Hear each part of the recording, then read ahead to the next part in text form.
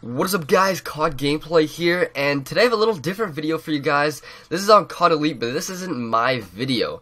The reason why it isn't my video is because I was gonna do this, but I suggested my friend do this commentary topic, and after I watched his, I thought, you know what, his is probably way better than what I was gonna do, so I might as well upload his instead, because he did a really good job of discussing it, of all the points and everything. So anyways, I know Delta Kentucky in real life. His channel link will be in the description and an annotation on the screen.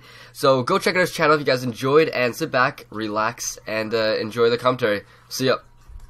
Hey guys, Delta Kentucky here, and I got some Modern Warfare 3 gameplay and obviously commentary for you, and this will serve as my Week 1 entry into the Real Commentator March Madness 2.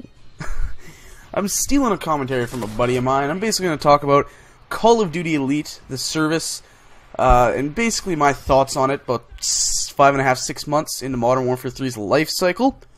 And I'll start off just with this. I think COD Elite's a scam. There were really kind of two big things in Elite that were selling points, and that was you get the most in-depth, detailed statistics ever in a Call of Duty game. The most detailed stat tracking. Then we get Elite. They basically just took everything from the combat record out of the game and are making you pay $50 for it now. This is something that was free in Black Ops, that was a part of that $70 fee or $60 in the US. Or how, you know, if you bought one of the special editions, $80, $150, whatever. It was a part of the game you purchased. Now, no, it's a completely separate service. And then this is the real, I'm sure this was the real driving force behind it all, and the DLC. Obviously, this is all speculation, but come on. I think I'm on the right track here. This Elite was basically to get people to pre-order DLC they haven't even seen yet. Let me just ask you this. If this was a full game, an actual game, would you ever put a pre-order on it? All, like, not one of these EB games you can put $5 and pay the rest later. Pay for it in its entirety up front without having even seen it, without even knowing what it's called. Right? You're pre-ordering Game X, putting all the money on it right there. You've never seen it, you don't know what it's going to be called, etc., etc. Would you do that? I'm guessing most of you are going to say no. So why would you do it for DLC? It allows Activision and whoever's working on the DLC, I think it's actually Raven Software, it's not even Infinity Ward and those guys, but it allows them to just pump out complete crap and give it to us because, well, we've already purchased it. They've got their stack of money, they don't give a shit. They're just going to give us whatever the hell they come up with, and, you know, their motto or mantra or whatever you want to say will be, well, fucking deal with it. Because that's what they can do, because we keep giving them all this money. And it's pathetic, because they're just basically taking a huge piss on the community that they owe a lot to. If it wasn't for the YouTube community, just the way I see it, if it wasn't for a bunch of us on YouTube, would Call of Duty have become as popular as it has?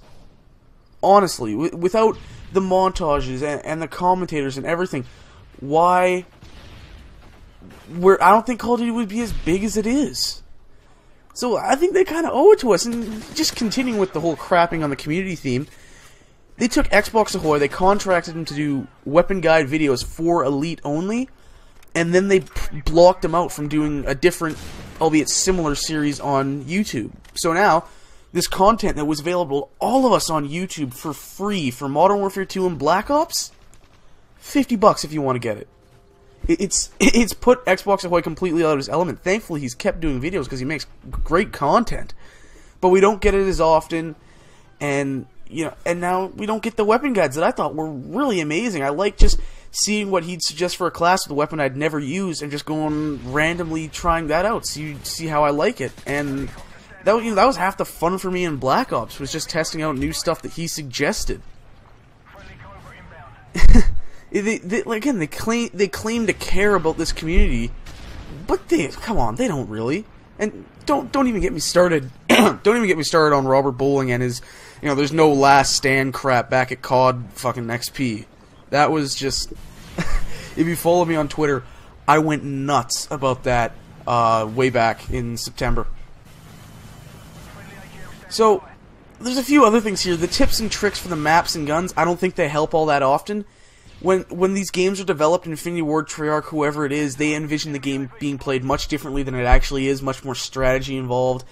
Unfortunately, it's not played that way, so that's part of why the game feels broken, I think, a lot of the time. So none of their tips, their class suggestions, whatever, really actually help. And their exclusive shows, like Friday Night Fights, they really range from mediocre to terrible. So, you may save a few bucks on the DLC. Actually, well, you absolutely save some money on the DLC if you're going to buy all the DLC normally.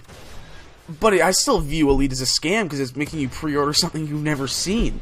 And even if I buy the sequel to Black Ops 2, Iron Wolf, whatever it may be called, I am kind of interested in it. I'm going to keep an eye on it because Treyarch does seem like they want to innovate rather than iterate. But even if I do decide somehow that I'm going to continue playing Call of Duty after this game, I will not be purchasing another year of Call of Duty Elite. And I'm going to recommend to anyone I know that plays Call of Duty to not purchase this crappy fucking scam of a service. That's basically my thoughts on it. That's my entry for the Real Commentator March Madness 2. Do whatever you want below with the commenting, the liking, the favoriting, that good stuff. It's all up to you. I am Delta Canuckian, and I will see you guys next time.